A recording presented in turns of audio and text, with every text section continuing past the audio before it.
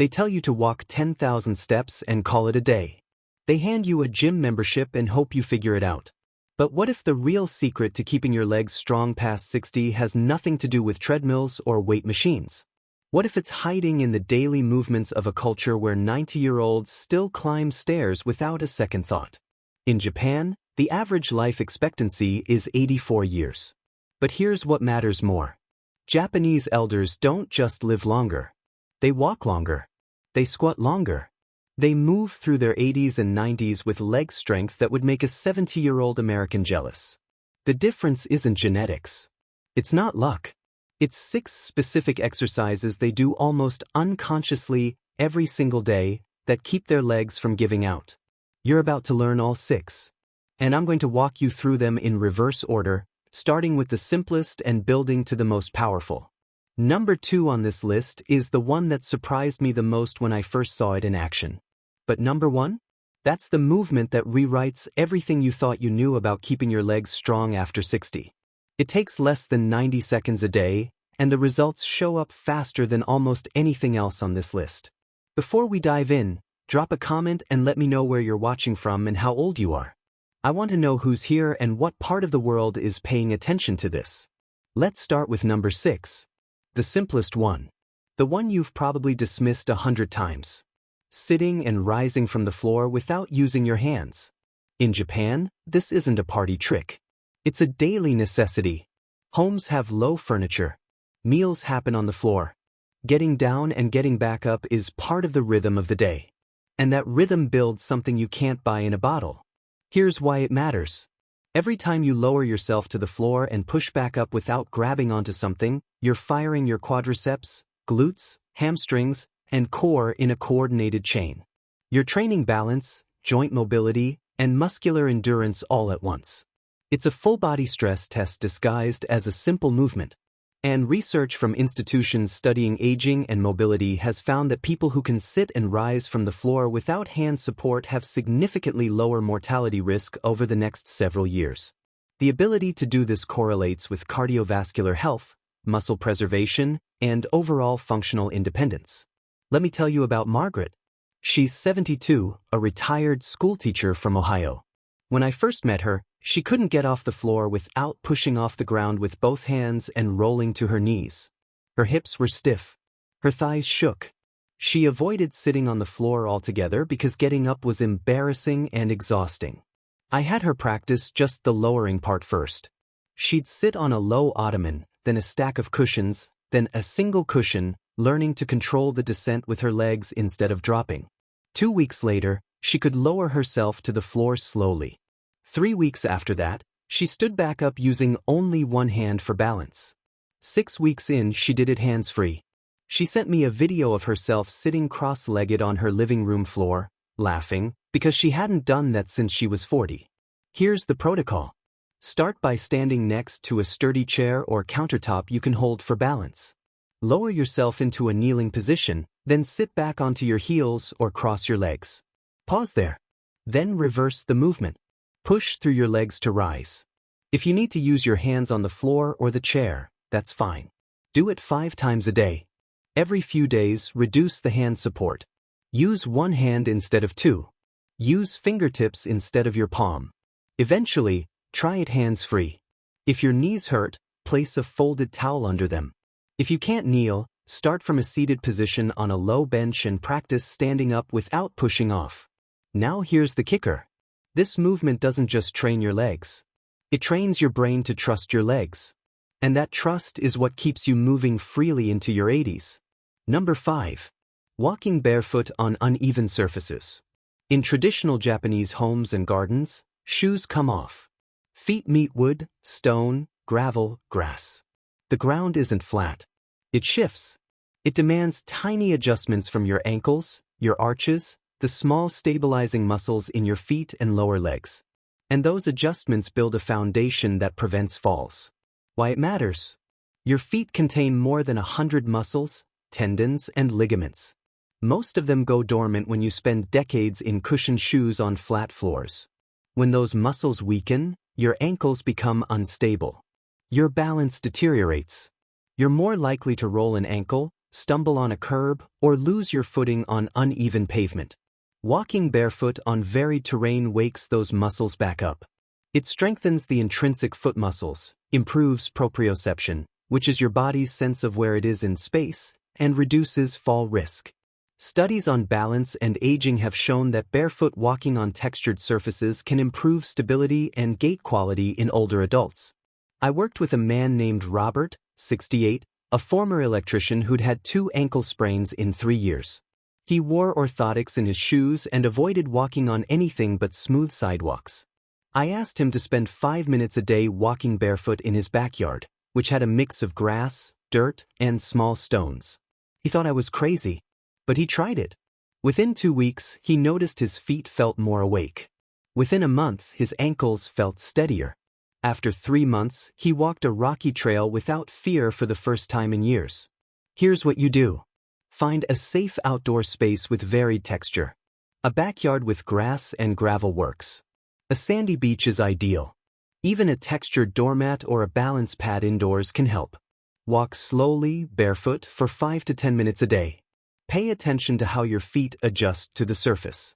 Let your toes spread. Let your arches flex. If the ground is too rough at first, wear thin-soled shoes like minimalist sneakers to transition.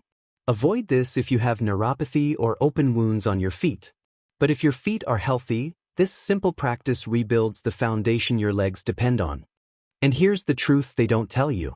Strong legs start with strong feet. Ignore your feet and everything above them suffers. Number 4. Deep squatting. Not the shallow squat you do at the gym.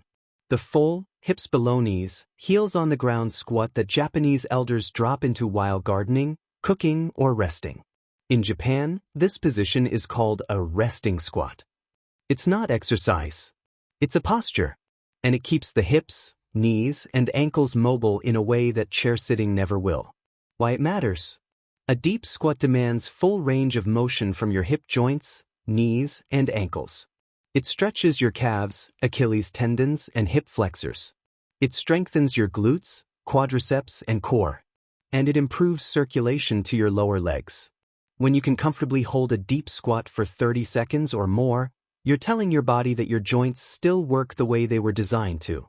Research on joint health and aging suggests that maintaining full range of motion in the hips and knees is associated with better mobility, less pain, and greater independence in older adults. Let me tell you about Linda. She's 70, a retired nurse from Texas. Her knees ached every morning. She couldn't squat past a 45-degree angle without pain. She'd been told by a doctor that her knees were just getting old and to avoid deep bending. I had her start with assisted squats. She'd hold onto a countertop, squat as low as she comfortably could, and hold for 10 seconds. Every few days, she tried to go a little deeper or hold a little longer. After 6 weeks, she could squat with her thighs parallel to the ground. After 3 months, she hit a full deep squat for the first time in 20 years. Her knee pain didn't disappear, but it decreased by about half, and she could garden again without wincing. Here's the protocol. Stand with your feet slightly wider than shoulder width, toes turned out about 15 degrees. Hold onto a sturdy surface like a countertop or a door frame. Slowly lower yourself into a squat, keeping your heels on the ground if possible. Go only as deep as you can without pain. Hold for 10 to 20 seconds. Stand back up using the support. Do this 3 times twice a day. If your heels lift, place a small rolled towel or weight plate under them to support your ankles while you build flexibility. If your knees hurt, don't force depth. Stop where it feels manageable. Over weeks, you'll notice your range increasing. Eventually, try holding the squat without support, even if only for a few seconds. Here's what most people miss. Deep squatting isn't just about leg strength. It's about joint preservation. The more range you keep, the less your joints degrade. Number 3. Stepping up and down from low platforms. In Japan, traditional homes often have raised thresholds and steps between rooms. Elders step up and down dozens of times a day without thinking about it. Each step is a mini strength drill for the quadriceps, glutes, and hip stabilizers. And that repetition builds power that translates directly to stair climbing, curb stepping, and getting out of a car. Why it matters? Stepping up onto a platform forces your lead leg to generate enough force to lift your entire body weight against gravity. That's a concentric contraction of your quadriceps and glutes. Stepping down requires your muscles to control the descent, which is an eccentric contraction. Both actions are critical for maintaining muscle mass and explosive strength as you age. Findings from exercise science research indicate that step training can improve lower body power and reduce fall risk in older adults more effectively than walking alone. I worked with a woman named Patricia, 65, a former receptionist who struggled with stairs. She'd pull herself up using the handrail and take one step at a time, leading with the same leg every time. I had her practice stepping up onto a 6-inch platform, a sturdy wooden box I keep in my office, using alternating legs. Just 10 repetitions per leg, twice a day. Within 2 weeks, she noticed her right leg, the one she always led with, felt stronger. Within a month, she could climb a full flight of stairs alternating legs without the handrail. Within 3 months, she was hiking local trails again. Here's what you do. Find a stable platform about 6 to 8 inches high. A wooden step stool, the bottom step of a staircase, or even a sturdy cardboard box works. Stand facing the platform. Step up with your right foot, pressing through your heel to lift your body.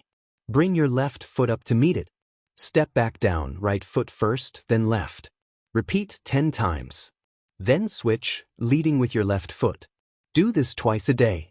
As you get stronger, increase the height of the platform or hold light dumbbells, 3 to 5 pounds, in each hand. If you feel unstable, keep one hand on a wall or railing. Here's the truth. Stairs become intimidating when you avoid them. Step training reverses that fear. Number 2. Single leg standing. This is the one that surprised me. It looks too simple to matter. But in Japan, elders practice standing on one leg while putting on shoes, waiting for tea to brew, or brushing their teeth. They do it without announcing it, without counting reps, and that casual, repeated balance challenge builds stability that protects them from falls. Why it matters? Every time you stand on one leg, you're activating the stabilizing muscles in your hip, ankle, and core. You're training your proprioceptive system, which is your body's internal GPS. And you're testing your vestibular system, which controls balance. Research on balance and aging has shown that the ability to stand on one leg for more than 10 seconds is a strong predictor of overall health and longevity in older adults. Those who can't balance on one leg for at least a few seconds have a higher risk of falls, fractures, and even early mortality. Let me tell you about George.